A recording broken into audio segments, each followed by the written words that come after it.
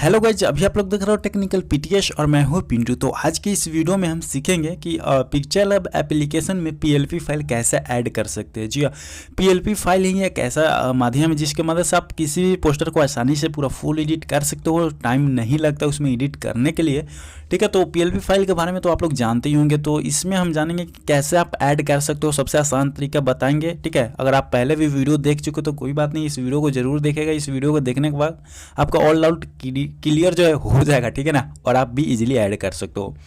तो सबसे पहले गाइज यहाँ पे हम चलिए फाइल को ओपन करते हैं, ठीक है ना। तो गाइज यहाँ पे देख सकते हैं हम अपने फाइल मैनेजर में आ चुके हैं, ठीक है। तो आपको सबसे पहले क्या करना है, पीएलपी फाइल को पहचानना है कि कौन सा पीएलपी फाइल होता है, ठीक है ना। तो ही जाकर आप ऐड कर सकते हो। तो गाइज क्योंकि सब यूट्यूबर आपको जीप फाइल देता है, तो कोई पीएलपी फाइल देता है, कोई पीएलपी फाइल देता है। मैं ऐसे आपसे सोच रहा हूँ पीएलपी फाइल ही आपको देने के लिए, ठीक है ना।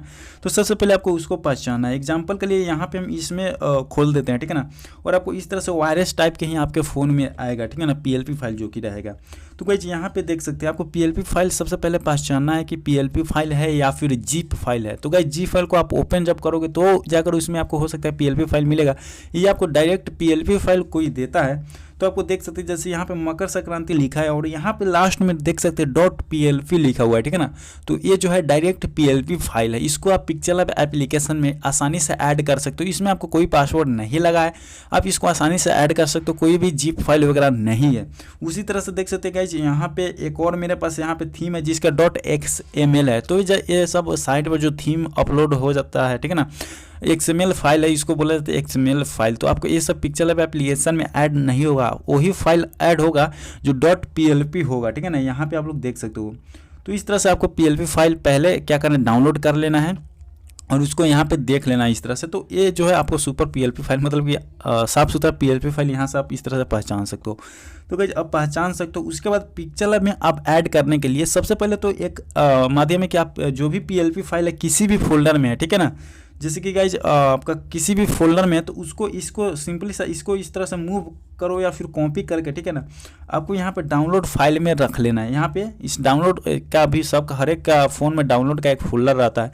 तो उस फोल्डर में शुद्ध पीएलपी फाइल जिसमें .plt फाइल लिखा है, उस फाइल को डायरेक्ट आप इस फोल्डर में कॉपी करो या फिर मूव करो, मतलब इसमें आपको रख देना है, ठीक है ना।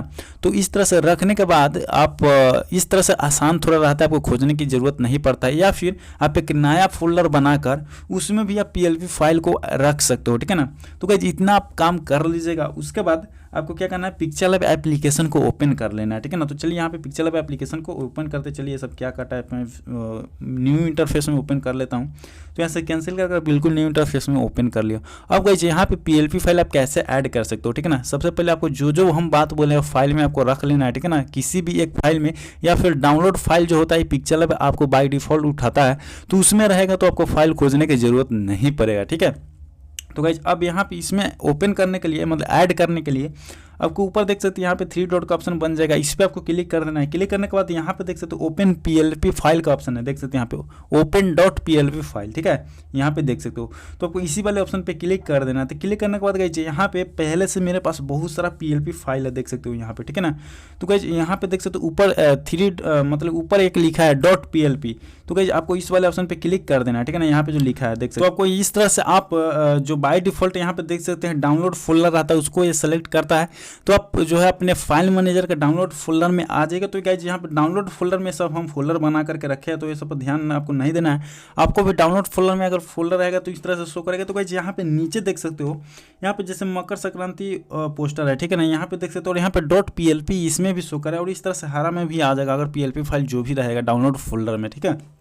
तो आपको इस पर जैसे क्लिक करते हो तो यहाँ पे 2 ऑप्शन आ जाएगा, open only and open and add, ठीक है ना। तो गाइज ओपन एंड ऐड वाले ऑप्शन पे जैसे ही क्लिक करोगे तो यहाँ पे देख सकते हो और इस तरह से बैक बटन से बैक कर लोगे तो इस तरह से आपके फ़ोन में जो है ओपन हो जाएगा।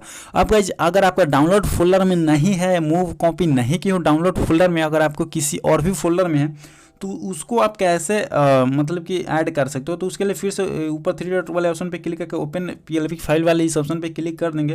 तो यहाँ पे देख सकते हैं मकर संक्रांति 1 पोस्टर इसमें भी ऐड हो चुका है।